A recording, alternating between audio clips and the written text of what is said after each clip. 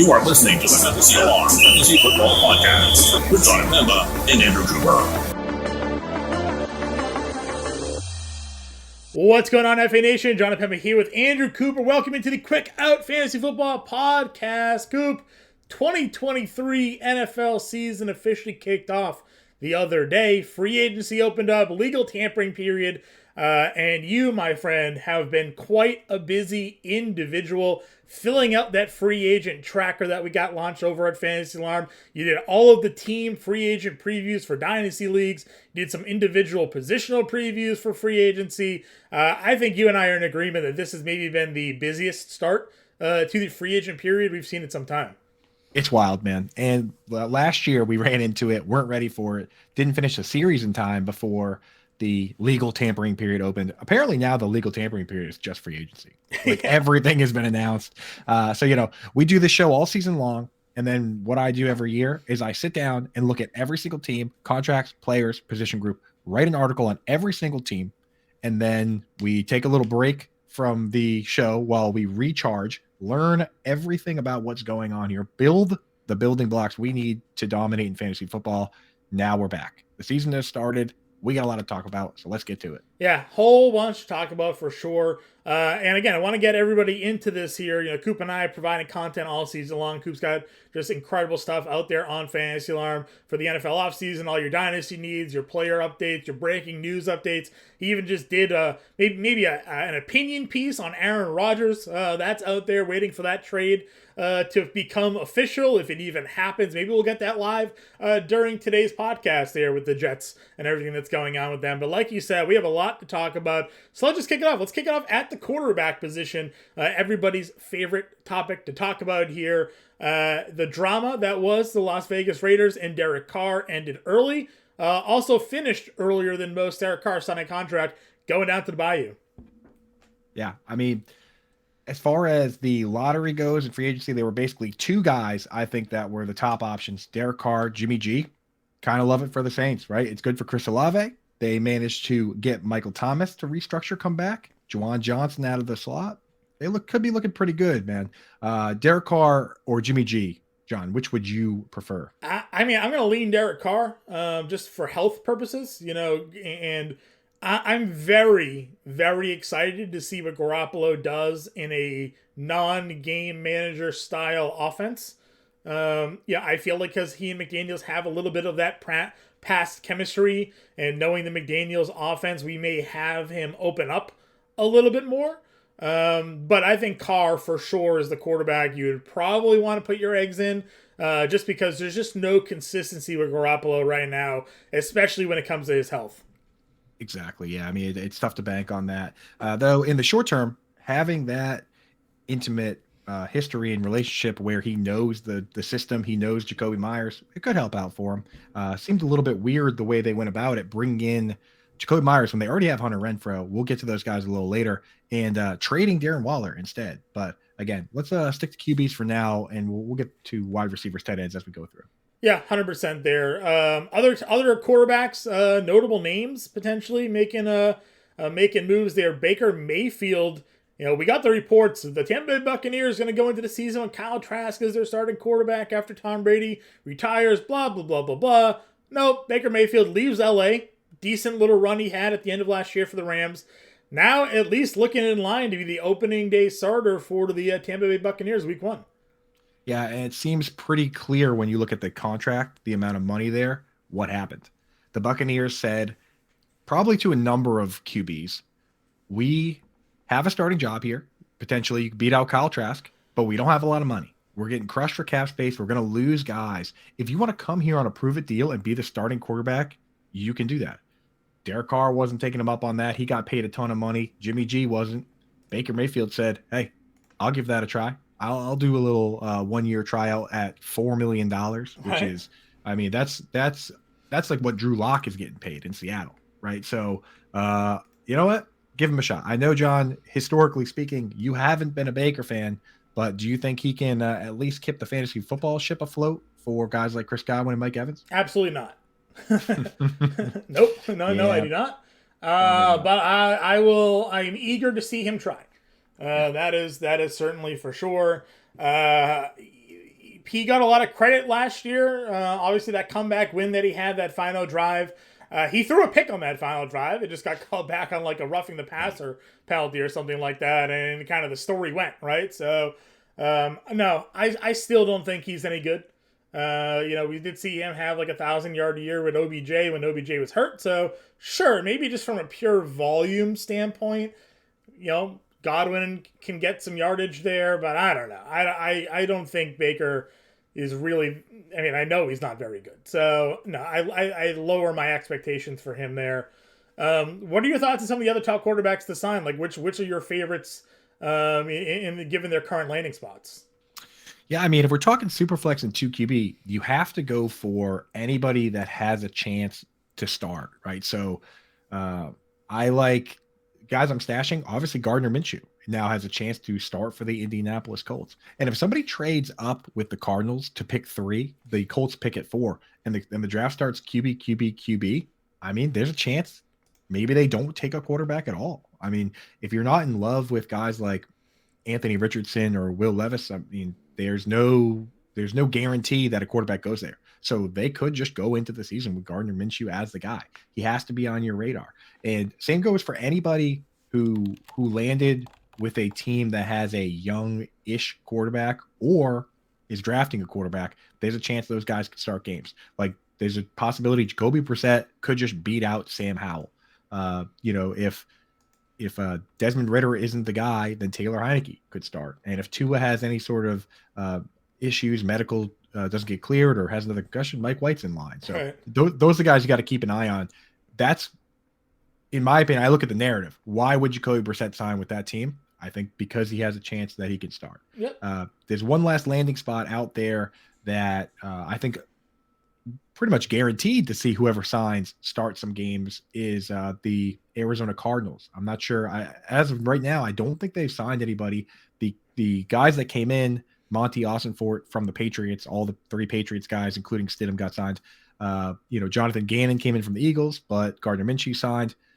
Kyler Murray's expected to miss time, so keep an eye out for whoever goes there to be the backup. That person's probably going to start a couple games, and you never know in Superflex or 2QB leagues when you're going to need that. Right. Is there anybody kind of scrolling through some of these free agent QB remaining options here?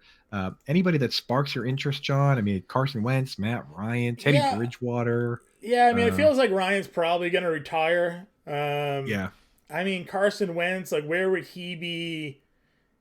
Like, what is he looking for, right, for money? And, like, what team is willing to kind of give him an opportunity? It was weird because he got off to, like, a pretty good start in statistics-wise last year and then got hurt and kind of faded and they never went back to him. Bridgewater's kind of a career spot start backup. There's really not much else kind of on the board here that would make me think like, okay, this is where this team should be looking at for their quarterback or even like a backup quarterback. Maybe like Houston, but they have Davis Mills. They signed Case Keenum. Like not really like the strongest group of quarterback play there, and they'll have some picks potentially to address that. But no, there's not much here that jumps off to me. Right. Yeah, it's kind of tough. I guess maybe if Teddy Bridgewater were starting for the Cardinals, yeah, I don't know, DFS or something like that. But it would be hard to start him. And when you're investing in that, I mean, like it's going to be Kyler eventually anyway. So what are you really doing with that roster spot? Right. Yeah. Nothing that's overly particular unless they find themselves now into like a starting role.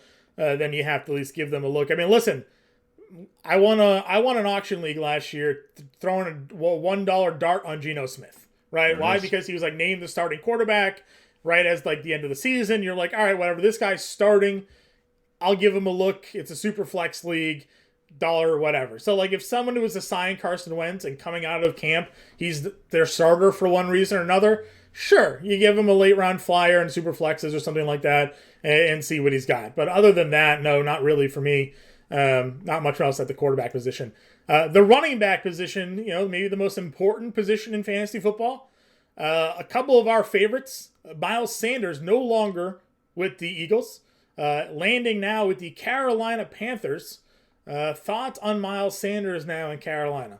I love it, man. You and I, we've been Miles Sanders fans. He's been incredibly efficient. You look at the running backs in this league, and there's only 6 that have over 400 carries and a career 5 yards per carry or greater average for their career. It's basically Nick Chubb, Jonathan Taylor, Aaron Jones, Tony Pollard, Miles Sanders, and oddly and quietly Gus Edwards, which very interesting. He makes that list. There are a few guys, if you expand it to like 200 carries or, a lot smaller sample size, then you can get like J.K. Dobbins Right. and Rashad Penny in there. But I mean, the guy's been incredibly efficient.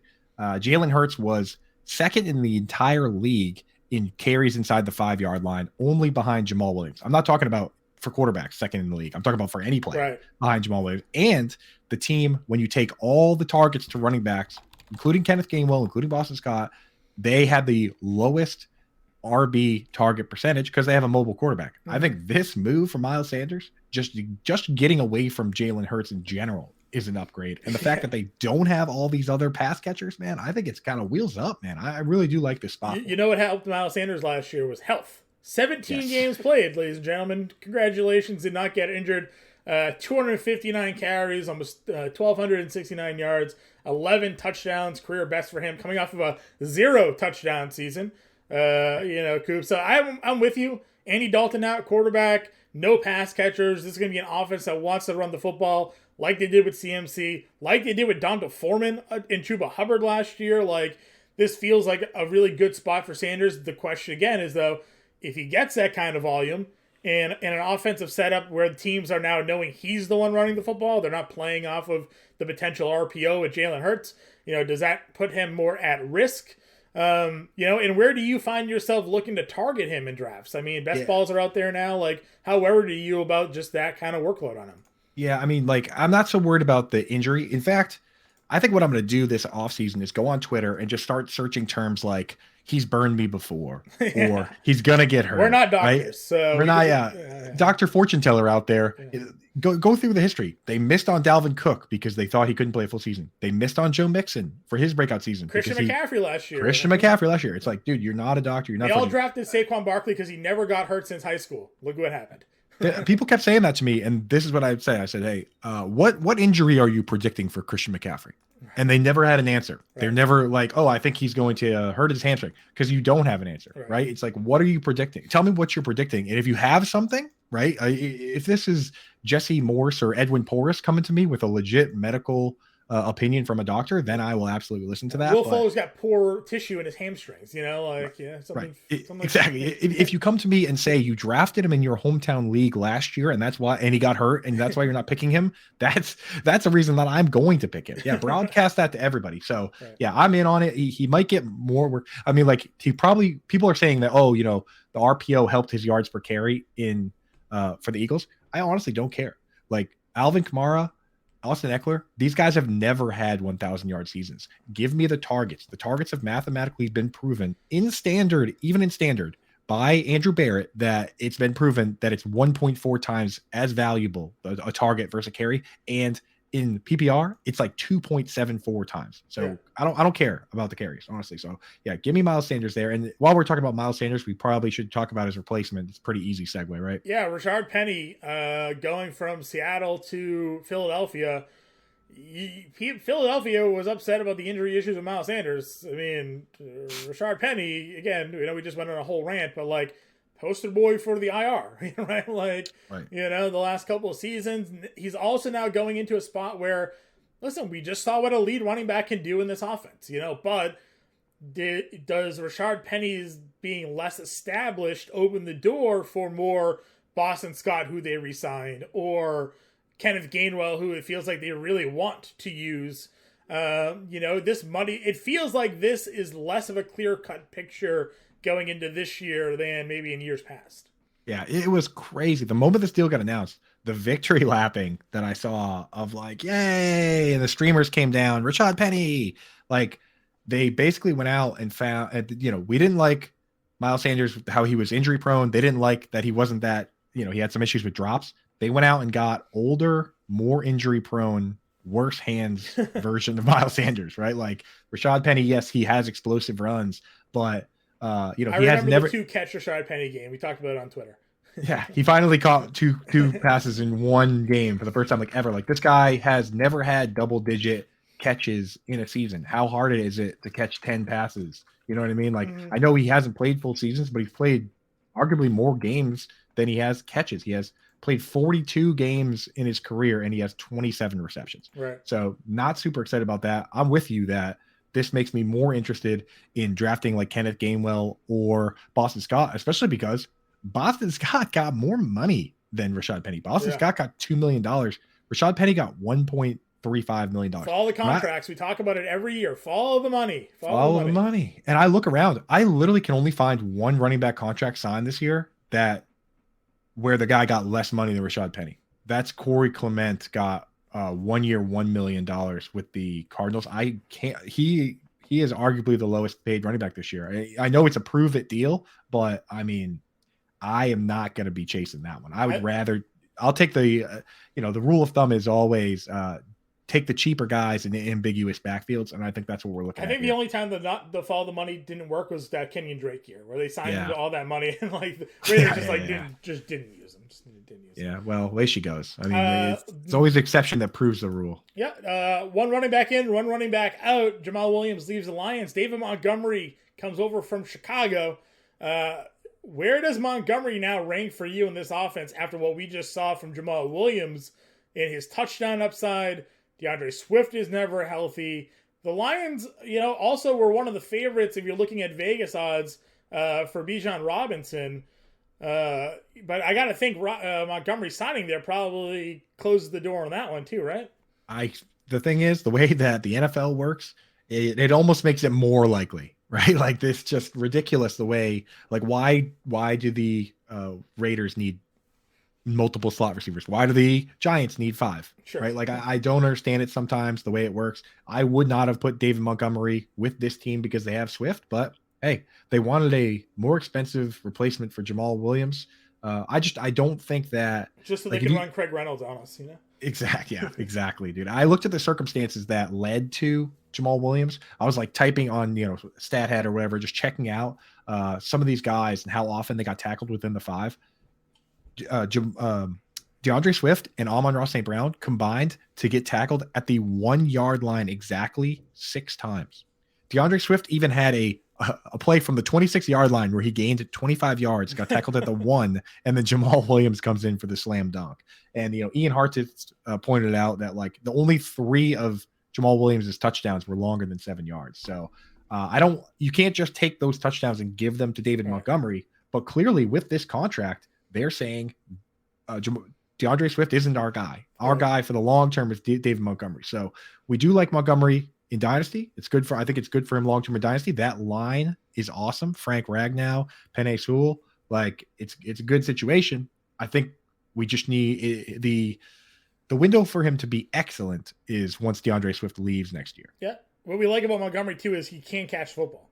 He's a guy that has that multiple skill set. So I mentioned obviously he going in, Jamal Williams out. Jamal Williams lands in New Orleans. Some up in the air circumstances surrounding Alvin Kamara. Williams potentially the lead back here to open the year, maybe full time if Kamara goes. Thoughts on what we just saw from Jamal? Absolutely, man. Absolutely. And it would be picture perfect, assuming that Alvin Kamara is going to miss time with the suspension. But there's one little word in there or I guess 2 words that gets in the way of our Jamal Williams dreams. Do you know what that is, John? What's that? Taysom Hill. Oh, right. Forgot that guy still exists, unfortunately. When they get the ball down to the goal line. Are you taking Derek Carr off the field for Taysom Hill, though? Are you doing it? I don't know, man. His contract is like, it's such a weird contract. They just keep moving money around, but he still gets paid a lot of money. And it's going to be the clash of the Titans when they get down to the goal line. On one side, Godzilla coming out of the ocean. Jamal Williams leads the league in goal line carries last year. On the other side, it's, some giant winged monster in Taysom Hill, battling for that 2-yard touchdown. So that's the one thing. If Taysom Hill were gone, I'd be much more in. I'm still going to be in. And I'll tell you what, John, I look at these a hero RB and zero RB drafters. And the way that it works, like say you're doing a real zero RB, you have to go out, wait on the position, and then you draft two guys that you can trust early on to start in your lineup. And then you fill your bench with upside guys and you try and hit on the first waiver move. I look around and say, Jamal Williams is the exact kind of guy. If you go zero RB, you wait, draft him, and you can start him early on, and then you just try and catch lightning in the bottle. And another guy that you can kind of do that with is the guy that the Broncos signed, Samaje Perine, right? So what's the want to give us a skinny on what's going on with him? Yeah, I mean, listen, we obviously know what's going on in the backfield there with Denver, right? I mean, we're waiting on Javonte Williams.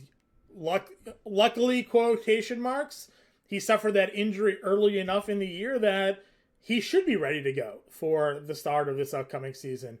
Perine, unlike Melvin Gordon, right? Perine's going to slot into a spot where he can just be that pass catching back. He has a defined role in this system here. So I'm not really expecting a ton of value really from Samaje Perine unless there's further issues with with Williams or just that Denver Broncos depth chart at the running back position in general, but they don't have much else behind them. It's Javonte Williams, Samaje Perine, and then it's probably where they go in the draft, right? I imagine they take a flyer on somebody in this draft as well at the running back position, but unless Javonte Williams is going to miss time to begin the year, to me, Samaje Perine doesn't have much value outside of that deep best ball flyer pick, right?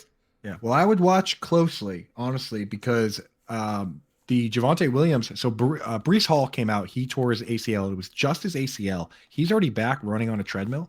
Javonte Williams, it's been reported there was no nerve damage, which is great, but he had multiple tears. So I think it was PCL, MCL. He's not back up and running yet. And I have heard some rumblings that he might not be ready to go. Okay. And on top of that, you've got not only Sean Payton coming over with his Alvin Kamara offense, but Joe Lombardi was the offensive coordinator for the Chargers, where they threw to Eckler a million times. Yes. And in 2014, he was the OC for the Lions. They threw the running backs 156 times. They threw to 50 times each to Reggie Bush, Joique Bell, and Theo Riddick. So I look at this and say, if I'm doing one of those zero RBs, if we don't see Javonte Williams on a treadmill soon, maybe I start looking at Samaje as a guy that, at least while Javonte's getting ramped back up, I can throw in Jamal Williams and Samaje Perine. They can keep the ship afloat for my zero RB while I try and hit on the big one, the big waiver ad or whoever it's going to end up being. Yeah, I'd be curious to see what they do in the draft there because, Yes. Perine, I agree with you. He's shown when Mixon went down the ability to kind of step up and have some good spot starts there. So you could be 100% on value. There are obviously a lot of bigger names still on the board out there when it comes to free agent running backs as well. Donta Foreman, I believe, signed this morning. Where did he end up landing there? Donta Foreman, who did he sign with this morning? He signed with the Bears. So Donta Foreman signed with the Bears. 1 year deal with them there. So we'll see in terms of free agents there. Ezekiel Elliott, as we know, got released. Yes. Leonard Fournette, Kareem Hunt, guys like that are all still on out there and available. So if maybe they do find that Javonte Williams is having more of a setback, they look to one of those veteran running backs maybe to plug a hole for a bit. Yeah, if you do see them sign somebody like Zeke, that's when you got to get really worried. I mean, with rookies and stuff, teams will do best player available. They'll take guys. If it is like a Bijan or something, then that's obviously scary. But if they just take some guy in the third or fourth or fifth, then I'm not as concerned. It is when they say, okay, we're bringing in Zeke Elliott, and now we have Zeke on early downs and Samaje Perine on pass downs. Now I start thinking, how bad is this injury? Like, how long is he going to be out? While we're on Zeke, I think the landing spot that would be amazing for Zeke, potentially get him the ring that he's been looking for and fit really well into a backfield, is the Buffalo Bills. I look at what they have going on over there. They have James Cook on pass downs. Maybe bringing in Zeke. He's still a battering ram. He had like 10 touchdowns and, he scored a touchdown in every single game. He had 12 touchdowns in like a 10 game span of straight touchdowns. Like, he could go in and maybe take that goal line burden off Josh Allen a little bit. Yep. It wouldn't be good for our Patriots, John, but probably a good landing spot for a player like that if he's willing to play on an affordable contract. We know the Bills are pretty strapped. Yeah, I thought that was an interesting potential spot for them. I was also looking at, maybe, a team that is seemingly, going all in. Now, they do have some depth there already, but, Miami Dolphins, they got most of there. They have other guys in their backfield, but it doesn't seem like anybody that's like rock solid commitment, in terms of what they have in that backfield. Thinking of places where Zeke could fit, if Miami's building sort of a quote unquote super team, trading for Jalen Ramsey and whatnot, they could get a high profile running back there. Miami is what they've done. I know it's an affordable way to keep the backfield that they had, but it annoys me because Miami, to me, was my number one landing spot for a running back because you have, Mike McDaniel, obviously offensive genius. You've got, Teron Armstead at left tackle, their center, Connor, now his name escapes me, but he's also a very, very highly graded center. It was just a good spot. And now they bring back Raheem Mostert. They brought back Myles Gaskin. They also brought back Jeff Wilson, kind of muddied that up. But those guys are all, every one of them is 20, Myles Gaskin just a great special teamer. Is that just why he keeps finding his way onto this team? I think so. And Raheem Mostert's going to be 31 next month. So he's not a long-term answer. Neither is Jeff Wilson, who's 27. So I could see this team drafting a running back. They don't have if they didn't get their first round pick taken away, they would have been a perfect spot to get Bijan. Right. They forfeited their first round pick in the second round. Maybe they look at somebody like a Jahmyr Gibbs. That would be a really nice landing spot. And I'd be very interested in, if they draft a running back in the second or third round, I'll be very interested in that player. Yeah, I'm with you there. 100%. Other running backs here that are jumping down, like where do you think Kareem Hunt lands? So the landing spot I have for Kareem Hunt, people aren't going to like it, and again, it might be too rational, but I look at the Seattle Seahawks and I say, okay, they lost Rashad Penny, they lost Travis Homer, they have Kenneth Walker, who was, top 5 or 6 in the league in runs of 20 yards or more, looking kind of a Nick Chubb type, very good on the ground player, but he also graded outside the top 60, 70 backs in pass blocking. And for those keeping track at home, there's only 32 teams. So if you're grading outside the top 70, you got a little work to do. And I think that would be a good complementary piece. You have this guy that's going to handle the short yardage, handle first down, handle goal line. Why not bring somebody in that's got some pass blocking experience, some pass catching experience, and it's a good compliment. Obviously, anytime I suggest that on Twitter, people get very upset because they don't want Kenneth Walker getting every single touch. They don't want anybody else in there that can do anything. But to me, that would be a good landing spot for a guy like that. Yep. I'm with you there. Fournette, other kind of like high name, maybe a little washed out running backs. Thoughts on where Leonard Fournette may find a home? Yeah, if I was, so I look at the Cardinals as a team that is clearly doing a bridge year. Their quarterback's going to be hurt to start the year. Zach Ertz going to be hurt to start the year. They're trying to trade DeAndre Hopkins, and in doing so, they'll eat a ton of dead cap, which it gets you a much better pick when you eat a bunch of the money and let the guy go. But it really does look like a bridge year for me. If you look at the Vegas odds, the thing that really tells me it's a bridge year is the Vegas odds. They're like bottom 3 in Super Bowl odds. That's the kind of team that you have James Conner, and I could see them just throwing a veteran in there and saying, we don't want to draft a running back now and start the clock on that shelf life. Let's just fill this. Let's just get through the year. We'll fill the team out with veterans, like short-term veterans, and then we'll start building the team the way we want to. Mm-hmm. New GM, new coach. We'll build our team starting next year. So I think that's a landing spot that makes a lot of sense for Fournette and where he could get a good amount of work still. Patriots replaced Damian Harris with James Robinson. I don't really think Robinson's going to have the same role that Harris had in that backfield. I think this is going to be a Ramondre Stevenson backfield going into this season. Obviously, we know Robinson has a little bit of pass-catching ability, but so do some of the other running backs, including Ramondre Stevenson with the ability to catch football. But Damian Harris and Devin Singletary, 2 former AFC East running backs on the market here. Do you have landing spots or favorable landing spots for either of those two? Yeah, if Zeke doesn't go to the Bills, I mean, obviously Singletary could go back, but why wouldn't Damian Harris be a good back for that situation as well? So I think once that spot is settled, then we'll see these guys sign on elsewhere as either complimentary backs or early down backs. But that's the one spot where if Damian Harris signs there, then he's going to be out there on the first play of the year. right? Like I think he would be the starting running back on first down. Whether or not they use James Cook on pass downs, like I think that's a spot where he would start, and then he would maintain some fantasy value. Quick note on the James Robinson contract. I don't know what the heck is going on 2 with years, that. right? And They say 2 years, but and some places are putting it as 8 million, but the original report I saw was worth up to yeah. 8 million, and I think that up to is carrying a lot of weight. Yeah.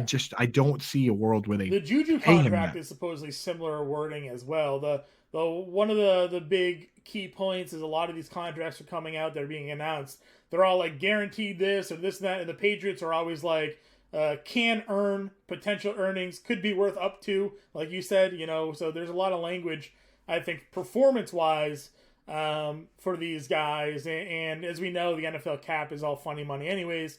They can convert anything into anything whenever they want. Yeah, exactly. So, and not to mention, just so people know, until pen hits the paper, these deals are not finalized. We saw it last year where JD McKissick, the Bills announced on their own Twitter account, JD McKissick is coming to the Bills. Yeah. We agreed to a deal, and then McKissick changed his mind, signed with the Commanders. So I wouldn't put anything in stone. I mean, we saw Larry Ogunjobi announced a mega deal with the Bears, and then he had some sort of issue with his foot. Right. Didn't sign with them. Ended up with the Browns, and now he's re-signing with the Browns. So we all thought Darius Slay was released the other day, and he's not. So and he's not. Yeah, exactly. He pulled the old just kidding. 11 at night, he announced on Twitter, just kidding. Yep. Right. So keep an eye. Yeah, just make sure. Keep that in mind. Wide receivers here. DJ Moore, big trade kicking off the NFL offseason. DJ Moore going to the Chicago Bears with a bunch of picks for the #1 overall pick, going back to Carolina, where they'll likely draft their future quarterback here. DJ Moore now landing in Chicago. They have Darnell Mooney. They have Chase Claypool. They have Cole Kmet. They also have Justin Fields, who wasn't really the greatest throwing quarterback last season, but adding DJ Moore, they're getting him weapons around him. If we see any level of improvement throwing the football from Justin Fields, it seems like DJ Moore now going there to be their #1 wide receiver.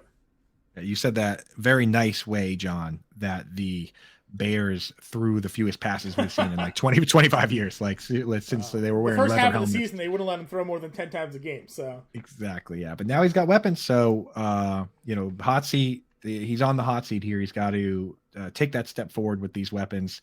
And this trade itself, it looks like something you would come up with like drinking with your buddies. Right, like what if they traded the first pick for this young stud wide receiver, and it's like that never happens. Right. But this time it did happen, right? Like it looked like it was drawn up by Twitter. Like we'll just get DJ, get a young weapon, like going into the age apex for wide receivers. Right. Hey, not bad. So I'll take it. I think DJ Moore, given the quarterbacks he's had, it's hard to say it's a downgrade. It does hurt the other guys there, Chase Claypool and Darnell Mooney. I'm not sure Fields goes from, fewest passing yards in the league as a team to all of a sudden supporting two to three. The obvious comparison, and it's not a fair comparison, is the Jalen Hurts jump from 1 year to the next, right? Like second year with the same system, they got him a #1 wide receiver. He wasn't a great thrower in his like rookie year or whatever, but then last year, they get him A.J. Brown. They expand the offense, right? They got Devonta Smith. They had Dallas Goedert. They get him A.J. Brown. He still ran the ball a ton, but he was a better thrower, and Smith and Brown were wide receiver ones in fantasy football. If Fields does develop his ability to throw the football, I mean, Claypool, Moore, and Mooney are good enough to be impactful fantasy players.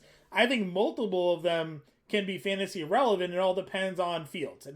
That's just what it is. If Fields takes that step in year 3, second year with the same system, it progresses and works on his accuracy and decision making, and God forbid they get an offensive line that can just let him protect him a little bit, I think there could be 2 pretty viable fantasy options here. Give it to me straight, John. Are we in on Justin Fields at ADP? He's going off the board on Underdog right now at QB4. So that's the tough part. So yes, I like him where he's probably going.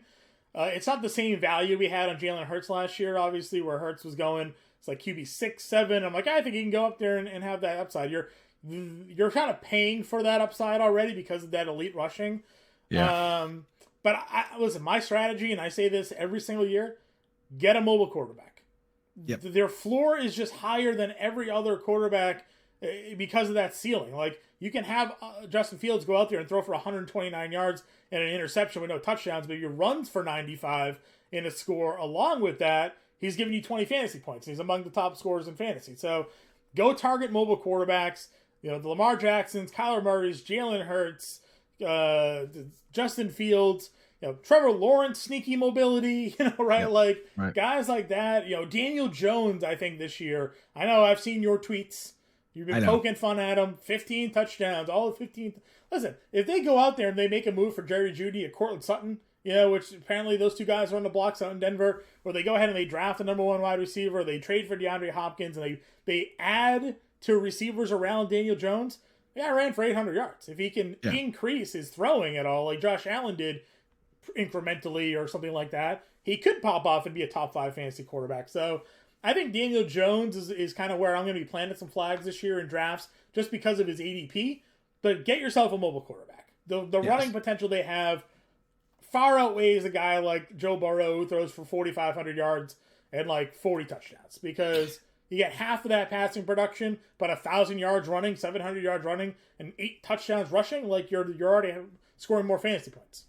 Yeah, and like we have to separate our NFL takes from our fantasy takes. Correct. Like, even if I don't think Daniel Jones can win the Super Bowl, he had 120 carries and he had 7 rushing touchdowns. Yeah. So, like, who cares, right? Like, in fantasy football, I do not care. In fact, sometimes bad real life game plans and situations is great for fantasy football. Was an old Eli Manning chucking the ball up to Odell Beckham Jr. every play a smart move that's going to win the Super Bowl? Of course not. But it was amazing for fantasy football, was it not? Yep. Like, so I don't care. Bad coaching a lot of times. Ron Rivera using the same 11 guys every single play until they get hurt is not smart, but it's perfect for fantasy football. Yep. So yeah, we got to separate those two things. So I'll be in on Daniel Jones too at ADP. It's the way of the world. Are you buying in on Michael Thomas? I'm in, man. I'm in. And that's the thing is, I've never seen him be bad. I've only seen him be hurt. It's true. And the narrative on him is that last year people dog him for he actually did his best to come back. Like, he could have had surgery right away. Instead, he tried to rehab the toe without surgery and come back and play, and he couldn't come back. So then he had to have surgery and he was shut down for the entire year. And that's what caused him to miss the entire season. But he tried to play. Yeah. And now his toe is surgically repaired. He's good to go. And in those 3 games he played last year, I mean, look at the game log. Like 5 touchdowns, something like that. Yeah, three touchdowns in 3 games. Yeah. 9 targets, 8 targets. I don't see why this guy can't come out. Like, Chris Olave obviously is going to get his targets, but I don't see why he can't come out and score some touchdowns and run some slants, right? As long as he's healthy, which is hard. And his value at ADP right now is like free. He's not costing you anything. Right. He had the high ankle sprain 3 years ago, and then he just has a surgically repaired toe. Like, tweet at me on Twitter at Coupe Fiasco. Tell me which injury Michael Thomas will suffer this year. Are you some sort of toe expert that you think that, like, do you know the reoccurrence rate of this specific toe injury when you have surgery on it? I don't know, but if you know, tell me what it's going to be. Is it going to be a hamstring? So unless you have an idea of what's going on, don't discount players that are currently healthy. If he's hurt in August, if we get reports that he's hurt in August, I'll fade him out the door. Yeah. But if he's healthy in August, I'm drafting him, because I've seen Michael Thomas be the best wide receiver in the world. Yep. And it was the last time he played. Even if he's still just a possession receiver at this point, that's great for red zone. Like, for sure. Juju Smith-Schuster, Jacoby Myers, we touched on them a little bit earlier. Where's the better landing spot for you? 100% with the Patriots, because I watched Jacoby Myers get peppered with targets, and we think that Juju is at least the same, if not better. We see Jacoby goes over where they already have a Jacoby in Hunter Renfrow, and they also have Devontae Adams. So not an ideal spot for a guy that Jacoby also is a guy that he's such a intangibles player. He's not fast. He's not tall. He doesn't score touchdowns really, but he is a good route runner, and he's on the same page as the quarterback. That is great for getting first downs, but I guess the Scott Fishbowl has first downs, but not many leagues have first downs as a category. So, it's great for your team to have that guy on third down, but he needs a lot of targets to have upside with his lack of speed. Yep, I hear you. Odell Beckham is apparently asking for $20 million a year. Does he get it? No, oh my God, no. Who in the right mind would give that guy that kind of money? I have no idea, but that is what nobody has for. it. What he needs to do is he needs to decide if, like, for a guy like that, he brings marketability. Like, he wears fancy watches. He can get watch sponsorships. He should go to the Bills on a cheap deal and win a Super Bowl and then star in a bunch of commercials. Like, no one's giving him $20 million. So go win a Super Bowl. And then next year, if you win a Super Bowl as part of that team, somebody will pay you again. Go promote that cold cut combo from Subway, Subway, exactly, right? Yeah, like go get your marketability back and get that aspect back. Like asking for the Packers or whoever's out there to give you $20 million. Like, it's not. First of all, it's not going to happen. And second of all, what do you like? You're going to play 1 year. And then you look like an idiot when you come out there publicly say, like, I'm looking for 18 to 20 million guaranteed, and you sign a 2-year, 10 million. You're like, oh, like, what did you do to yourself there, OBJ? Exactly. You got to come out. What he should have did is said, I'm coming out. You just sign the deal and say, I'm betting on myself because I know I'm good. And then you are good, and then they pay you. That's the way to go. Yep. Just rattling off a couple other free agent names. Let me know what you think. Kenny Golladay, Adam Thielen, DJ Chark. Among the group there, that's kind of notable, name-worthy. Anybody there to you kind of stick out more than the other as like a go get this guy? Yeah, so DJ Chark is a guy that I've always liked because he's got the size, he's got the speed, he can play split end, and he's still young. He's like 26, so he could be a full-time guy. If he were to go, so the Ravens just brought in offensive coordinator Todd Monken, who runs the air raid. And it just sounds like passing, but anybody that knows, like Cliff Kingsbury's version, he used 3 to 4 wide receiver sets. This team has basically Rashad Bateman, Devin Duvernay, James Proche. Like they need wide receivers over there. So that would be a good landing spot for DJ Chark to play a full snap share. For Adam Thielen, from a football standpoint, what I would do is I would see if I can find a reasonable deal with the Detroit Lions. That way they can do 2 tight end sets where they keep Amon-Ra St. Brown out and James Williams on the field, as because they won't need to line up tethered to the line at like a split end. They could be back, go in motion, have a little space, and then you bring Thielen on for the 3 wide receiver sets to play split end for goal line, for all those things, and he could play like a 60-70% snap share, have his end zone targets, have a little longevity to his career, but not have to play every single snap. So I really like him to the Lions if it's affordable. But if it's not, then the Lions are going to need to find a split end answer somewhere else. Okay. Let's go on over to your favorite position, the tight end position here. Let's do it. Darren Waller trade. Going to the Giants, 3rd round pick. Where are your expectations here for Waller? They had tight end last year that we kind of like. Kept on getting hurt. Random injuries, got poked in the eye, right? Like one of them. Crazy. So what does Waller do for the Giants now? Waller is like really the equivalent of that Undertaker meme where he's in the coffin and he pops right back out, because he was really looking like, oh my God, they have Devontae Adams. That's a nightmare. They already had Hunter Renfrow. Now they're bringing in Jacoby Myers. Like, Waller could be the 4th target on this team. It looked brutal. Now he gets traded to another team where he could potentially be the top target on the team. I am going to have a hard time not ranking him top 5 unless they bring in more receiving options. I could see the Giants doing what the Falcons are clearly doing. The Falcons brought in Jonnu Smith. He's going to be the inline tight end, and Kyle Pitts is going to play wide receiver in the slot or out wide for 60 to 70%, maybe even more of the snaps. I could see the Giants doing something very similar where Kenny Golladay didn't work as the big body guy on the outside. Why not put Daniel Bellinger at inline tight end and split Darren Waller out wide? And then you can, when you have Bellinger tethered to the line and Waller tethered to the line, all these little guys they have, Wan'Dale Robinson, they brought back Sterling Shepard, they signed Paris Campbell. They can all just go in motion, operate in the slot, run around all crazy, do all the little slot guy things that they want to do. So I kind of like what they're doing, man. Brian Daboll seems like a very smart cat, and I think Darren Waller is going to solve a lot more problems than just tight end, because he can play split end, he can play slot, he can line up pretty much anywhere. Yeah, I'm with you there 100%. I think it's going to be pretty interesting. Obviously, again, you look at the health, you need him to stay healthy, but we're not in the It's business of health. predicting injuries. So Exactly. Yeah. I mean, if he can stay healthy, man, he could, dude, he could really get back to the old days of double digit targets all the time.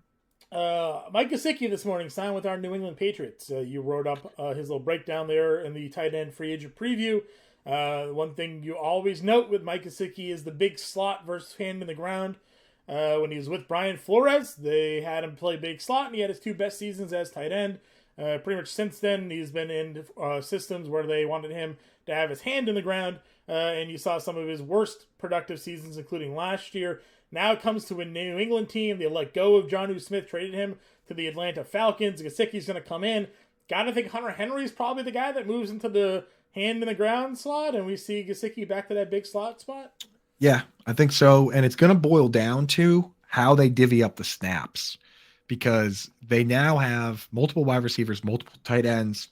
I'm not sure if Bill O'Brien used to use a fullback when he was here. I'm not sure, like James Devlin, the guys like that. I'm not sure if they're going to go back to the fullback, but that's another guy that needs snaps. And just taking 10% of the snaps as a fullback means a wide receiver comes out for 10% of the snaps and a second tight end goes in, wide receiver comes out. So I think what they're going to do is they're going to have Devontae Parker at split end, Hunter Henry in line, and then Gesicki will play slot, Juju will play out wide and kind of mix in the slot, and then Tyquan Thornton will come in as the speedy field stretching type player.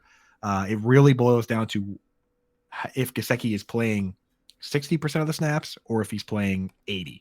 If he's playing 80+% of the snaps, he could be viable in fantasy football. I mean, if he's a top 2 target on that team, operating out of the slot, I mean, that's what Zach Ertz was. Zach Ertz next to Dallas Goedert. And, is Devontae Parker going to soak up targets? Is Juju? We don't know. So I think it's worth a best ball bet, but I'm not going to draft him and say, this is my starting tight end and I'm all set for a redraft, right? Like It's a little too risky there. I wanted him to go to the Packers where he could just play slot every play, right? But, it's not the end of the world, this location. Coop, when it comes to guys still on the market, I think everybody wants to know your take on where Eli Wolf is going to land. It's not a Coop tight end pod without an Eli Wolf shout. I'm telling you, man, he's got the athleticism. He just needs a chance. He was the one time he would have got called up when he was on the Ravens practice squad. Mark Andrews got COVID and Eli Wolf had a shoulder injury. They called up some other random. So that was our chance, Eli. That was our chance. All right. For reality, though, Dalton Schultz, Austin Hooper, notable names still on the market here. Foster Moreau, with the Raiders trading away Darren Waller, maybe he finds his way back. What are your thoughts here on the remaining, notable name free agents at the tight end position? Yeah. So you mentioned Dalton Schultz and Austin Hooper. It's funny you mentioned those at the same time because if I was going to give out the Austin Hooper award, which Austin Hooper with the Falcons in 2019 was a top 6 tight end, they threw 50 more times than any other team. The next year he got overpaid by a team that doesn't throw a lot and he fell right off the radar. If I was going to give that award out to somebody, it would be Dalton Schultz. The best landing spot for him is back with the Cowboys or, with the Packers where it's wide open for targets. But he could easily go from a high volume pass attack into a low volume pass attack or a pass attack where they already have a bunch of wide receivers and he could fall right off the cliff. And when you go to playerprofiler.com and look up Dalton Schultz's best comparable player athletically, do you know who it is, John? I don't. It's Austin Hooper. So it's like the stakes are high here for Dalton Schultz. We need him to go somewhere where he can get targets because he doesn't really excel in man-to-man. He's not particularly fast. His best asset is kind of that people forget about him and he can just sneak out and score touchdowns. So I don't want, and people say that the Bengals are the best landing spot for a tight end. Why would it being in an offense with Jamar Chase, T. Higgins, Tyler Boyd, Joe Mixon, why would that be a good landing spot for to be the 5th target on that team? Is Joe Burrow going to throw 55 touchdown passes? If he does, then whoever has Joe Burrow wins the league, not whoever has Dalton Schultz. To segue from that, the guy Foster Moreau, I don't particularly like him. He's never had more than 70 yards in a game, and he's had a bunch of chances to start. You mentioned the injury history for Darren Waller. The obvious spots for him are back to the Raiders, where he wouldn't be a top 3 target on the team with Renfro and Adams and Jacoby. The other spot for him is the Bengals, because people forget Foster Moreau went to LSU. He was on that team, the crazy team with the Joe Burrow throwing 60 touchdowns, Jamar Chase and Justin Jefferson, Terrace Marshall. Moreau was with that squad. So there is a reasonable landing spot there, and Twitter is going to get very excited about it if it happens. And then he's going to be a tight end 2, and just not a guy that we care about. So that's what I'm predicting, and it's going to be really fun and exciting on Twitter when it does happen. Last name for me that pops out here, Irv Smith. Obviously no longer in Minnesota. A guy that, again, at times, peaked a little value, showed some potential. He has the size, athleticism. Never really got it going in Minnesota. Does he find a home somewhere to make him fantasy relevant?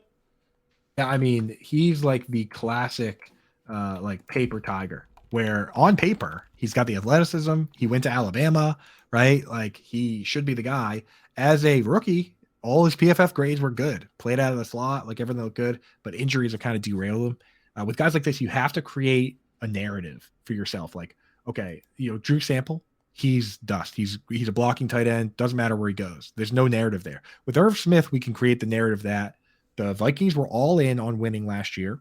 He got hurt. They needed to continue to push the chips. So they went and got a tight end. They went and got TJ Hawkinson. They were all in. People forget that they were, what was their record after 14 weeks? It was 13-1 or 13-2 or something crazy like that. Like, they were a fake team. They were a road dog to the Lions at 13-1 and lost that game. And lost that game. Yeah. So they were right. Vegas, you're not pulling anything by them. Yeah. Vegas continually had the Giants. The Giants kept winning, and the Packers were always wrong. Packers were always favorites early on in the season when they were losing every week. And then the Vikings were always favorites until midway when they realized that they really weren't that good. Right, exactly. And so with all that, you can create the narrative that Irv Smith, injuries kind of derailed him. They had to bring somebody else in, and now they have no reason to bring him back. So the narrative is, hey, you know what? The Vikings did what they had to do because he was hurt, but that doesn't mean that he can't play. That doesn't mean he can't get a second shot somewhere else. Darren Waller got a second shot, and he at 27 years old, he had 1,000-yard season. Travis Kelce didn't have a 1,000-yard season until he was 27. Zach Ertz didn't have a 1,000-yard season until he was 28. Delaney Walker sat behind Vernon Davis for a million years and broke out at age 30. So I'm not necessarily giving up on Irv Smith, but I can tell you that this is probably, wherever he lands this year, better be somewhere where he can pop, because the curtains are closing. Yep, curtains are in fact closing there. So Coop, that is our wrap up right now of everything that's going on with the NFL free agency. Players yet to sign, players that have signed. You got it all down in your NFL free agent tracker. Of course, you're talking about it all the time on Twitter as well. You're in our Discord, available to chat up for those in Dynasty, your best ball drafts going on. Free agency's here, but the NFL draft is about a month away. So we're going to be turning the page quickly, starting to get some rookie profiles, teams landing spots, and all that stuff. You and I think Dan Servadidio, once March Madness is over, we're going to start diving headfirst into the NFL draft and everything that's going on there. But what else you got going on? Where can the people find you outside of the walls of Fantasy Alarm?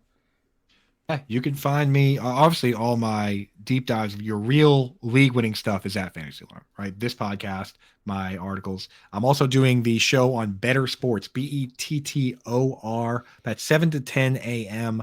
You can watch the shows live there or on the Front Yard Fantasy YouTube. That's more silly stuff. We have a lot of fun. We do break, whatever there's breaking news. We do some chatting. We play some games, but Fantasy Alarm, that's where the real league-winning, hard-hitting stuff is. So hit it up over there. Definitely. All right, so give us all a follow on Twitter at Coupe if you ask, and get me on Twitter at Impemba777. Of course, you know that. You can find us on the Discord every day as well. Good luck till next time, guys. We'll talk to you all later.